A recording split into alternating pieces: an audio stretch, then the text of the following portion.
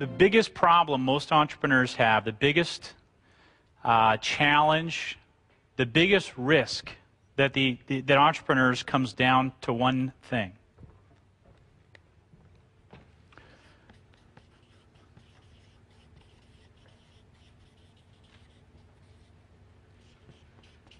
The entrepreneur's number one enemy.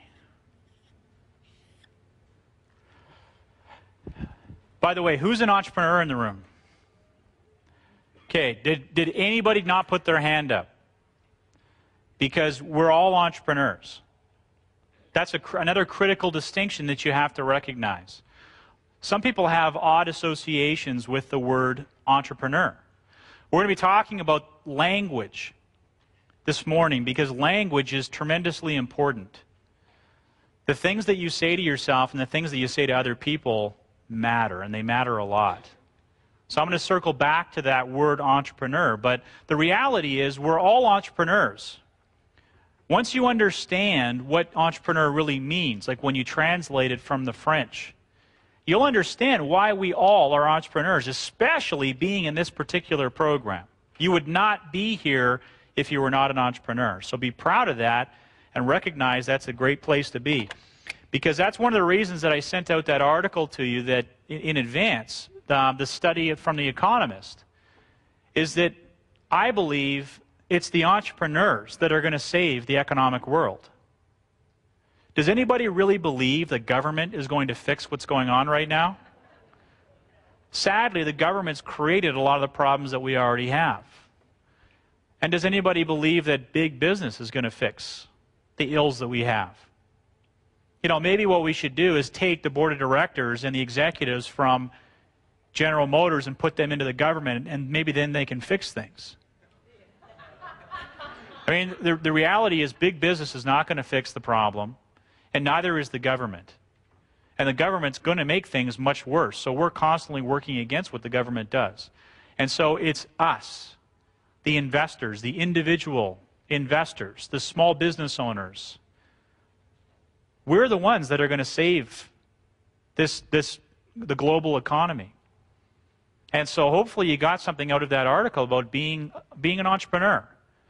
Because I think it's a very, very powerful place to be. And there was a time when saying to somebody you were an entrepreneur kind of implied you were a bit of a fly-by-nighter. You really didn't know what you were doing.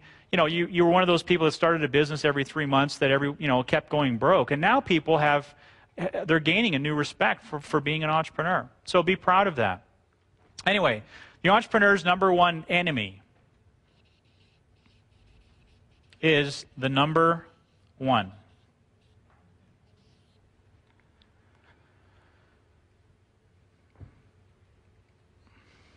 Does anybody know why that is?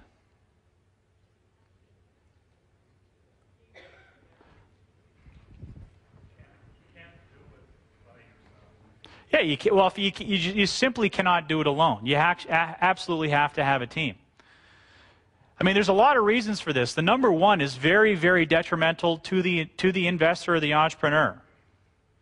As an example, for real estate investors, are you in a strong position if you only have one property to look at to buy?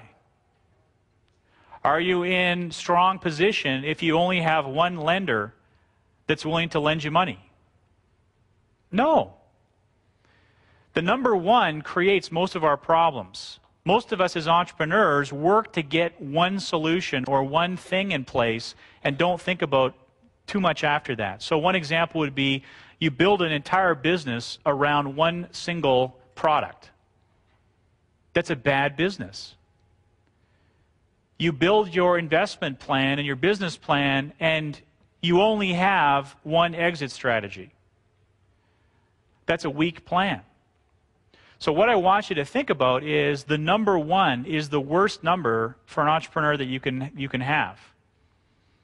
Because options is where you get power from. Having alternatives is where you gain power as a business owner, whether it's in selling something, negotiating something, or building your business. You have to have alternatives, and to the extent you have no alternatives, you have no power. And we'll talk a little bit about negotiating later.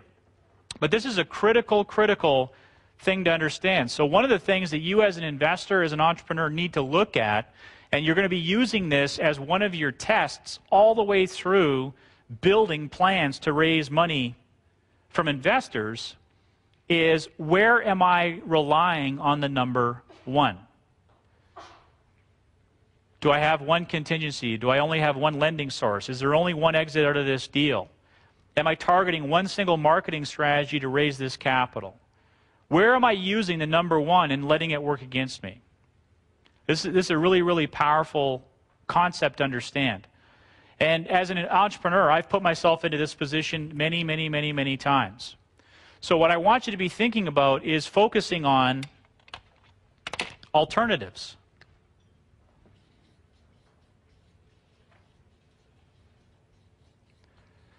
Because alternatives give you power.